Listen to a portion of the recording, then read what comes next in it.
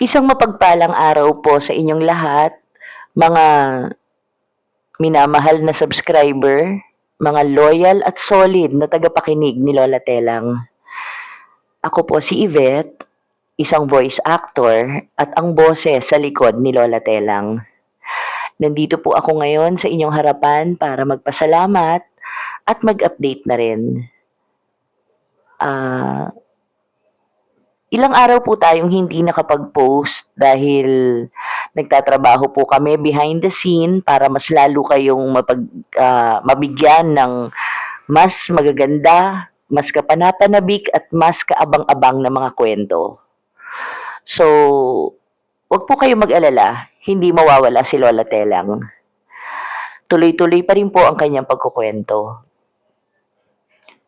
Gusto ko rin pong kunin ang pagkakataon na to para magpasalamat sa inyong lahat sa walang sawa ninyong pagsuporta at sobrang solid nyo magmahal, sumuporta.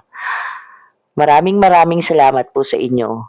At sana po sa pagbabalik ni Lola Telang ay nandyan pa rin po kayo. Hindi pa po tapos ang mga kwento ni Lola Telang. Maraming pong salamat at God bless.